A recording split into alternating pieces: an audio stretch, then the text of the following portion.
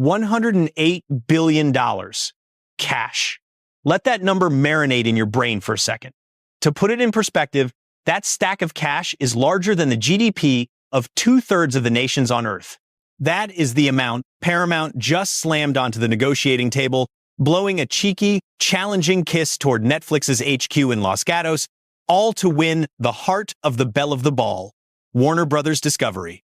For the last 24 hours, from Wall Street to the City of London, the financial press has been in a state of ecstatic convulsing. They are dissecting every furrowed brow of every CEO. They are painting fan fiction scenarios where Batman goes for coffee with Top Gun's Maverick, or where Harry Potter moves into a shared flat with WWE wrestlers. Investors are busy calculating which stock bump will buy their second yacht. But, my sweet summer children, if you think this is just a story about who has the deeper pockets, or who gets custody of which superhero, I have bad news. You are missing the punchline of the century. That $108 billion figure is not the value of Warner Brothers, it is the price of fear. It is the most expensive confession in Hollywood history. It is a tacit admission that the grand experiment known as the streaming wars, a strategy they have pursued for a decade, has failed spectacularly. It is a white flag signaling the end of the era of fragmentation, where every studio tried to build its own private island. We are standing on the precipice of a macroeconomic event I call the Great Rebundling. Or, to put it in layman's terms, welcome back to cable TV. The thing you swore you'd quit forever has returned, wearing a sharper suit, a better haircut, and naturally, a higher price tag.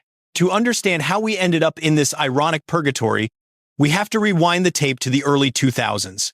Do you remember that dusty black box sitting under your TV? The legendary cable box. Back then, Comcast or Sky were the dictators of your living room.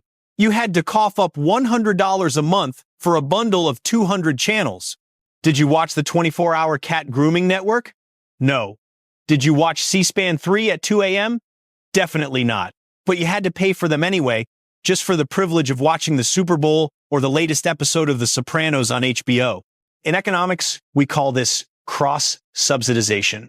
Basically, it's like an all-you-can-eat buffet. The people who eat very little watch few channels are subsidizing the gluttons eating all the lobster. It was a perfect business model for the networks, and a blatant extortion of your wallet. But let's be honest with each other, you lazy creatures. We hated paying, but we loved the convenience. One remote, one wire, one bill. Life was simple. You didn't have to think. You just pressed channel up. Then the internet arrived, like a knight in shining armor. Or so we thought. We realized, why am I paying for this garbage? And so, the cord-cutting movement was born. We grabbed the scissors, snipped the chain with a triumphant smile, and believed we were walking into the promised land of freedom. Oh, how naive we were. Circa 2013, Netflix was everyone's first love, $9.99 a month. No ads. Watch whatever you want. It was the paradise of unbundling. But in capitalism, if someone strikes gold, the entire village shows up with shovels. Disney, Paramount, NBC, and Warner Brothers saw Netflix making billions off their movies, and they screamed, hell no. The result was the gold rush of the streaming industry. Every studio pulled their content back and built their own walled castles. You want to see Iron Man? Pay the Disney Plus tax. Miss The Office? Sorry, it moved to Peacock. Want to visit Harry Potter? The wizard is now locked in the ivory tower of Max. The entertainment market went from a convenient supermarket to a chaotic flea market where every stall is a mile apart. Look at your credit card statement this month. Netflix plus Disney plus Max plus Apple TV plus Amazon Prime plus Hulu plus Spotify. Do the math. Congratulations. You are now paying more than $100 more than that hated cable package from 2005. But the biggest pain isn't financial. It's the paradox of choice. Have you ever picked up the remote on a Friday night, surfed through 5 different apps, spent 20 minutes just reading plot summaries, and finally turned off the TV in exhaustion? Decision fatigue. We traded the tyranny of the bundle for the chaos of the unbundled. The freedom we crave turned out to be a psychological burden.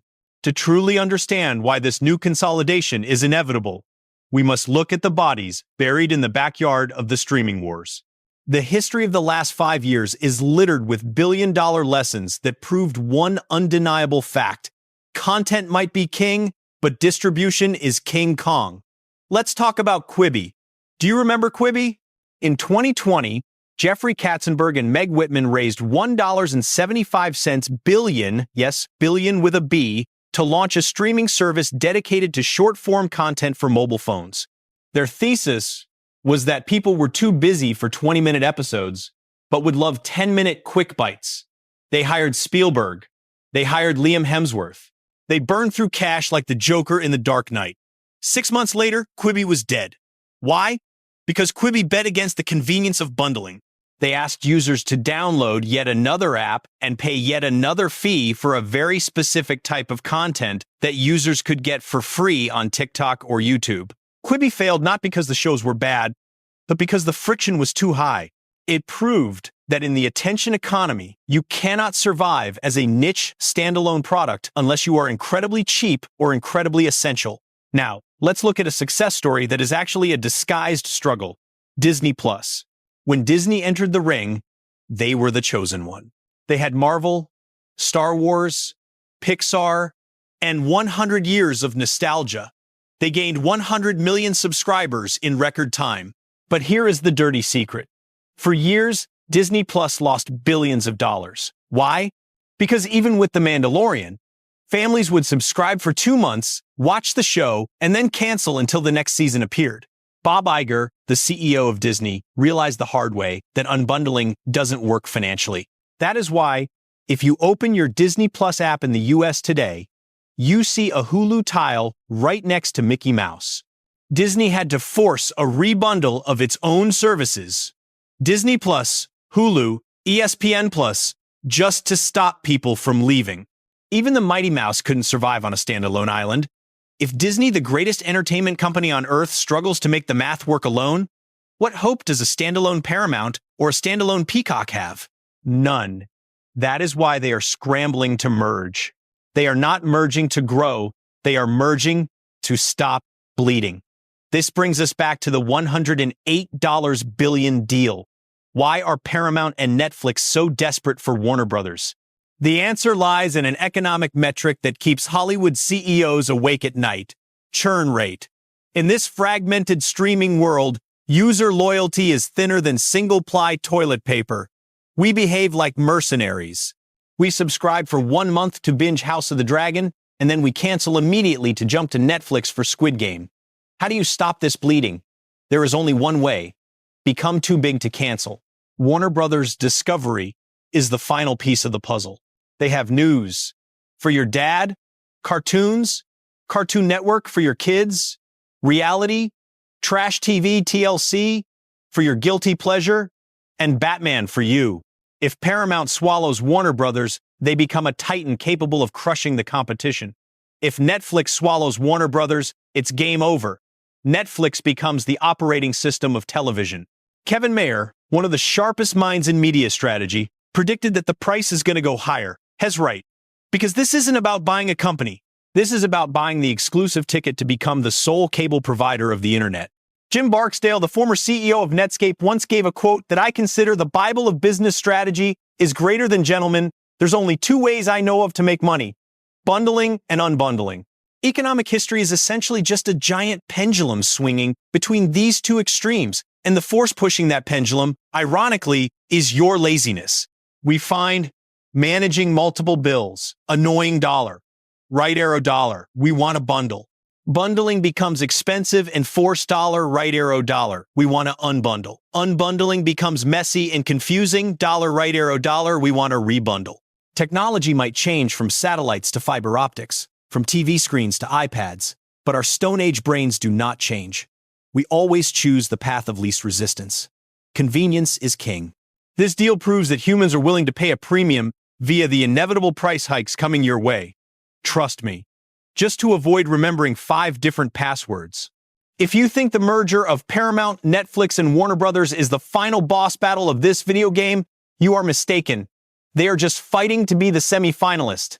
The real final bosses are waiting in the shadows, and they have something Hollywood doesn't: $1 trillion balance sheets and a lack of need to make a profit on movies. I am talking about Amazon and Apple. For these tech giants, streaming is not a business. It is a customer acquisition cost. Amazon spent nearly $1 billion on the Rings of Power. Did the show make money directly? It doesn't matter. Jeff Bezos famously said, "When we win a Golden Globe, it helps us sell more shoes." Amazon uses Prime Video as a loss leader to keep you trapped in the Prime ecosystem, so you keep buying toilet paper and chargers with free shipping. Apple produces Ted Lasso and Severance not because they need the box office revenue, but because they want to make the Apple One subscription, eCloud Plus Music Plus TV, sticky enough that you never switch to Android. This is the scary future of the great rebundling. The traditional Hollywood studios, Paramount, WBD, Universal, are playing a game of checkers, trying to sell you entertainment. The tech giants are playing 4D chess, trying to sell you an operating system for your life. And there is one more ghost haunting this machine: artificial intelligence. As these mega mergers happen, the new conglomerates will look for synergies, corporate speak for firing people. Why pay thousands of writers and visual effects artists when you can train an AI on your massive, newly combined library of Warner Brothers and Paramount content?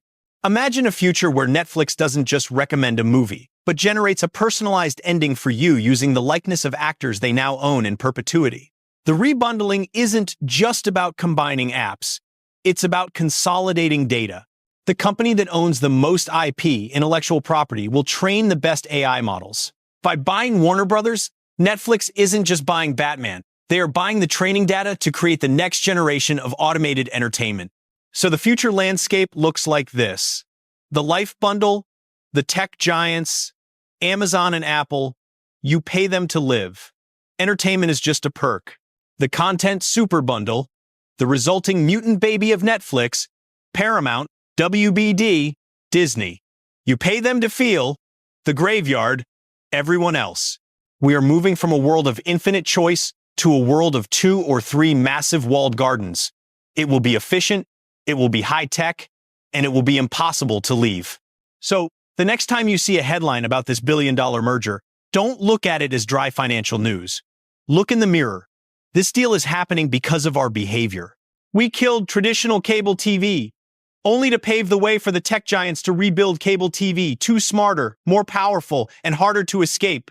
We have run a great marathon for 20 years, burning billions of dollars, only to end up exactly where we started, sitting on the couch, holding a remote or an app, and paying one single giant corporation to decide what we should watch tonight. Cable TV is dead. Long live cable TV.